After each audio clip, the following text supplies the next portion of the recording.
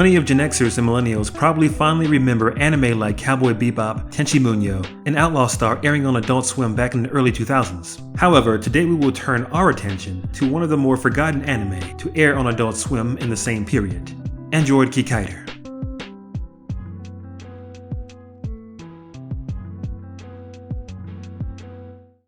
Probably best known as the early 70s tokusatsu production by Toei, Kikaider was the creation of Shotaro Ishinomori, the man behind Cyborg 009, Kamen Rider, and Super Sentai, the latter adapted into Power Rangers in the West. Android Kikaider, the 1972 live-action series, is a mostly lighthearted affair that has a lot in common with the original Kamen Rider, or at least what it eventually became. A not-quite-human main character, a terrorist organization operating in the shadows, animal and insect-themed villains, countless goons, and absurd sensibilities.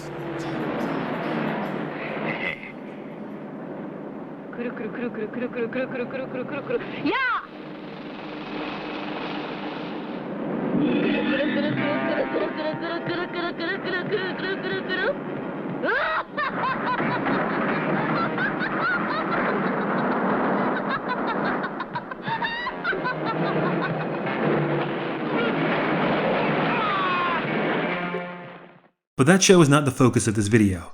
Our subject is the animated incarnation that followed decades later, courtesy of Radix and Studio Ox. If Radix sounds familiar, it might be because they're the studio behind Haibane Renmei, and that's pretty appropriate taking into account what was done with Kikaider.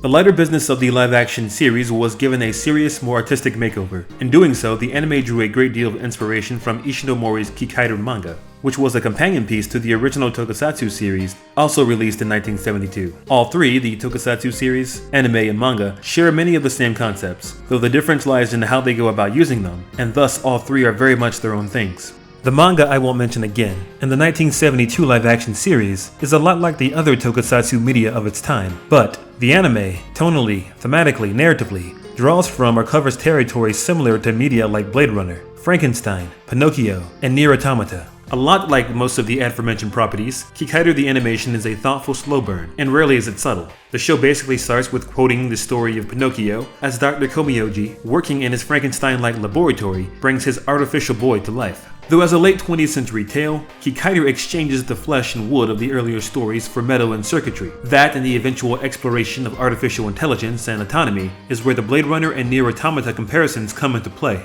Again, the show isn't really subtle about any of this, though I don't consider that to be an inherent flaw.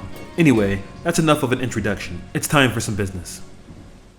In addition to protecting the children of his inventor from an evil organization, this is the story about an android named Jiro, or Kikaider, who fights to defy his fate as a tool to be toyed with. In contrast to the older, fully fledged hero that the live-action series introduced out of the gate, the animated Jiro is a younger, innocent blank slate.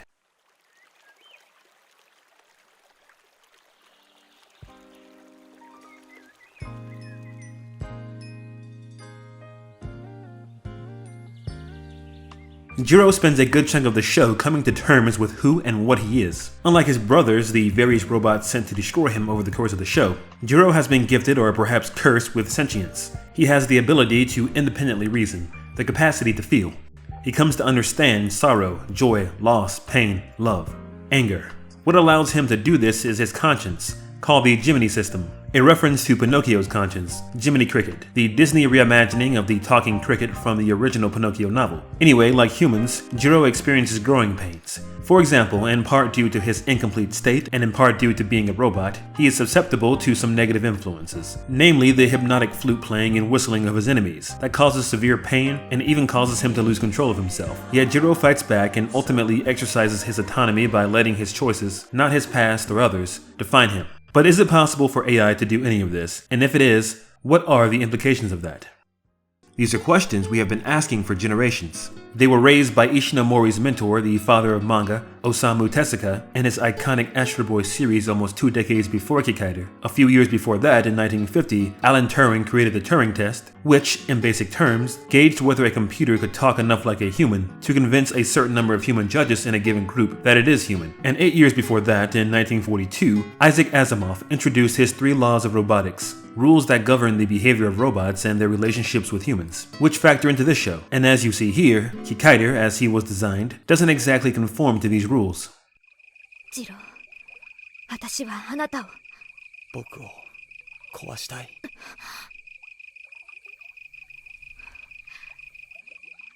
僕が狂った機械だから。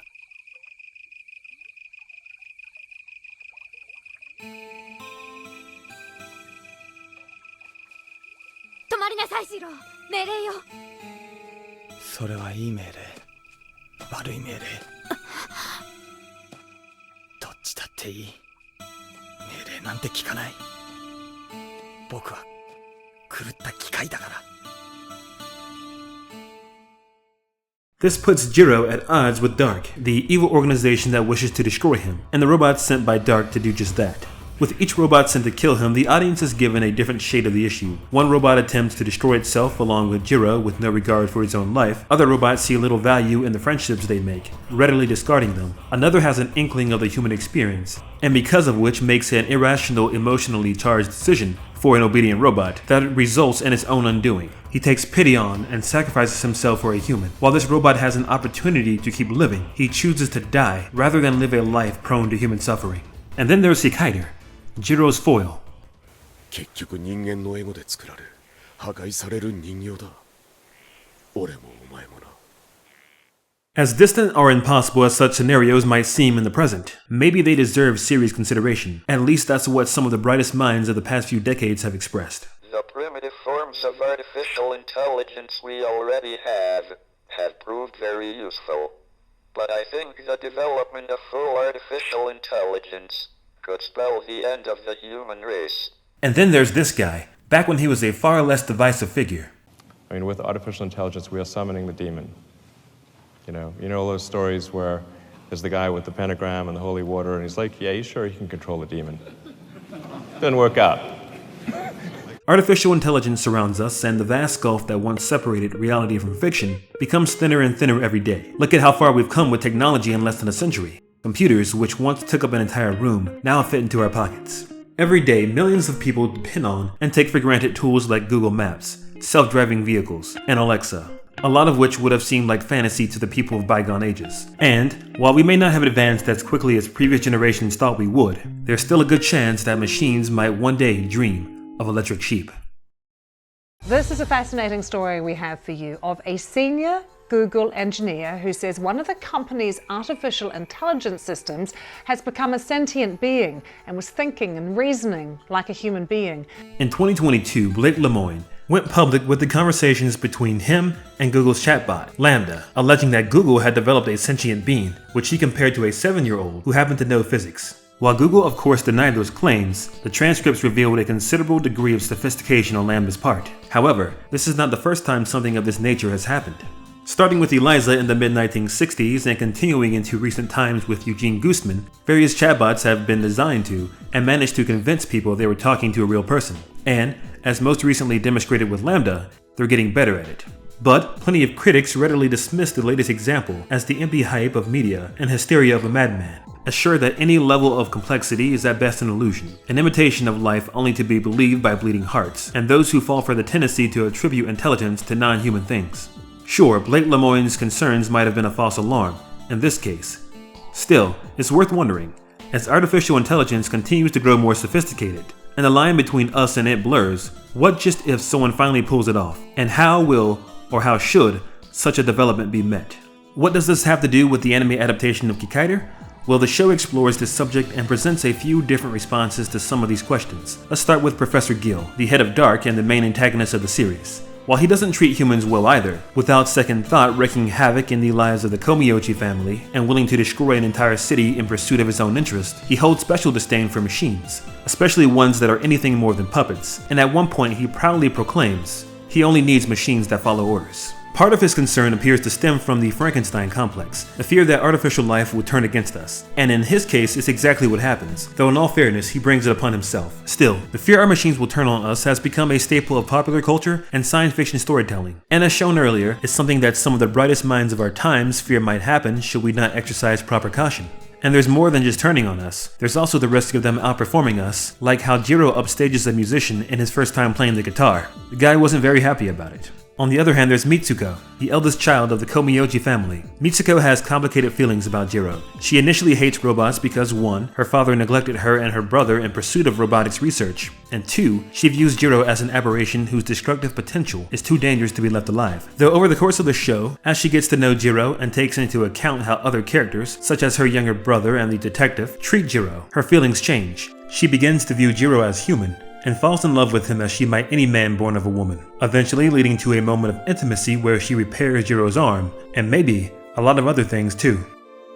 So, when afforded a chance, Jiro proves he isn't so bad. He's more reliable than the father that neglected his kids, more loving than the mother that outright abandoned them, more compassionate than people readily accepted as human. And it's not like Jiro was born perfect. He demonstrates the capacity for both good and evil. But ultimately, he chooses to walk a righteous path, which raises this line of questioning. What's more important, how we're made, or what we do with the lives we're given? If Jiro lives a life indistinguishable from what a human lives or could live, shouldn't that be all that matters?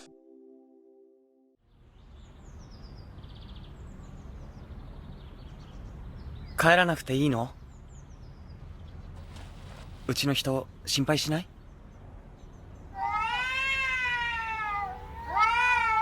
ねえ弾いて、もう一度。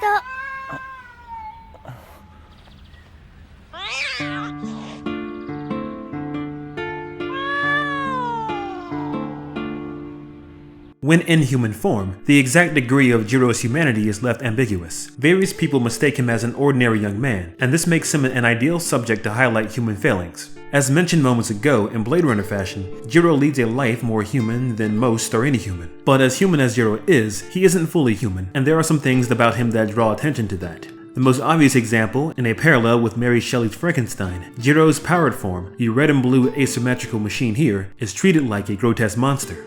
Earlier, when Jiro was in his human form, this young girl and kitten were at ease around him. Though later, even when told that this flamboyantly designed machine is Jiro, the girl and kitten only see him, and thus treat him as a monster. Anyone who has ever been discriminated against for something they can't control, gender, sexuality, race, sex, or appearance, might relate to this, and while it's of course unfortunate that Jiro has to experience this, he's somewhat lucky in that most of the time he can pass as human. Imagine the journey through the uncanny valley that will likely take before producing something as convincing as him. And as the last few centuries alone have shown, even being born human isn't a get-out-of-jail-free card. Let us rise to the call of freedom-loving blood that is in us, and send our answer to the tyranny that clanks its chains upon the South. In the name of the greatest people that have ever trod this earth, I draw the line in the dust and toss the gauntlet before the feet of tyranny, and I say segregation now, segregation tomorrow, and segregation forever.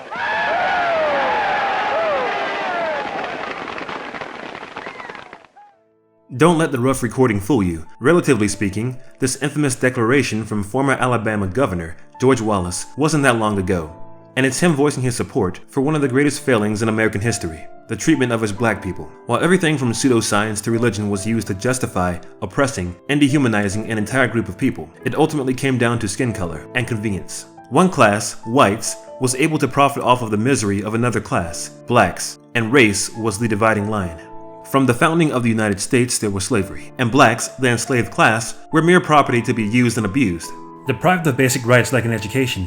And as decided in 1857's Dred Scott decision, widely considered the most egregious US Supreme Court decision to date, blacks were denied even the hope of obtaining citizenship. A lot of this was overturned with a civil war, a proclamation, and some amendments, though it would only be a brief respite because not long afterwards, race relations would reach their lowest point, and blacks would languish as second-class citizens for another century, subject to housing discrimination, sundown towns, lynching, burning crosses, segregation, and voting suppression. And only through decades of struggle, sacrifice, defiance, and court victories such as Brown versus the Board of Education and legislation like the Voting Rights Act of 1965 would even begin to rectify the many blatant injustices they and other minorities had to endure in all facets of life. Equal rights in the United States might be something many take for granted now, though it's important to realize these strides were made less than a full lifespan ago. They haven't existed long enough to reach the age of retirement yet, and there's still a lot of work to be done. The purpose of this is not to promote or provoke division or guilt.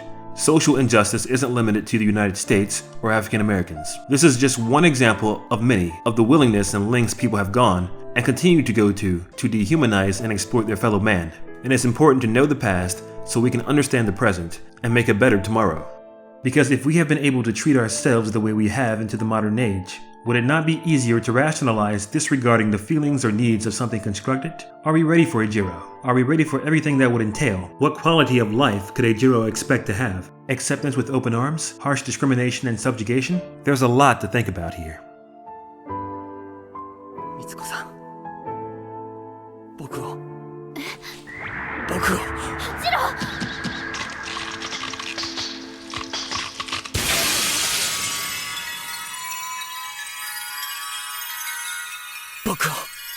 見ないで。 Some of you might be wondering why the video went in this direction. Wasn't it supposed to be about the anime adaptation of a property best known for being a goofy tokusatsu series? Well, media doesn't develop or exist in a vacuum. Often it's a reflection of our world, heavily inspired and shaped by the attitudes, times, and circumstances in which it was made. Some of our favorite media is rooted in something deeper, often unpleasant, and a lot of the times fiction is a way to come to terms with those realities.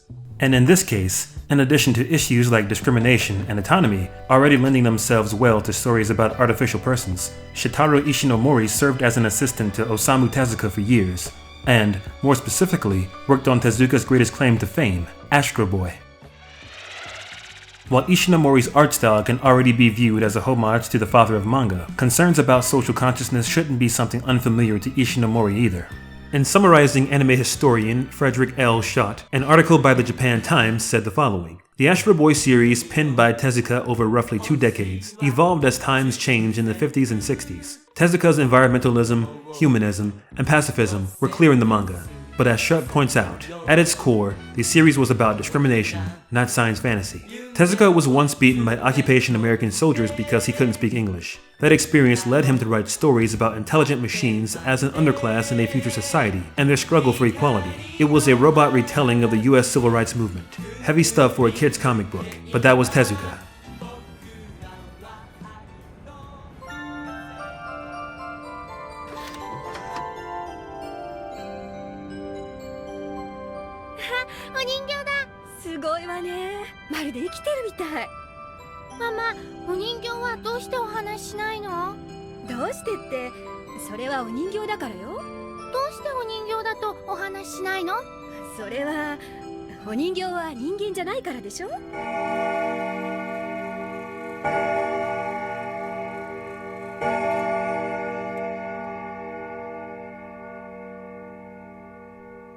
Ultimately, the anime adaptation of Kikaider ends on a bittersweet, open-ended note. Whether or not Jiro became, or ever could become, a real boy is left up to the imagination of the viewer. Life is complicated. Yep, not quite the fairy tale ending of Disney's Pinocchio. However, it is thought-provoking, and usually, the best science fiction stories challenge us in some way, perhaps changing the way we view the world and what we think is possible. Kikaider, along with being a heartfelt drama with exciting action, is a thoughtful show, and it can be viewed as a launching pad for subjects in which there's still a lot to figure out. The AI side of things does that on its own. Here, I'll leave you with some tough questions.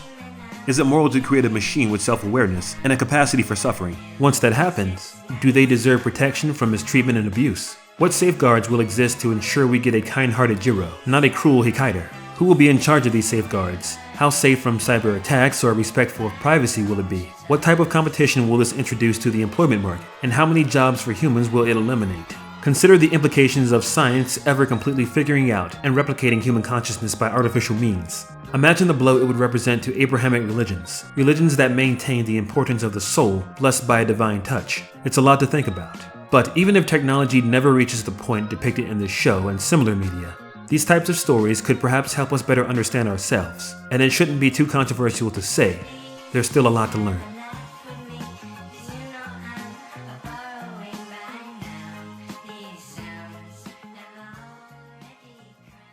But that's just the anime. The live-action TV series is a very different experience and an interesting watch. If you want that to be covered on this channel, be sure to let me know. Show some support with likes, shares, comments, and subscriptions. And hopefully, you will join us again next time. Thanks for watching. Take care.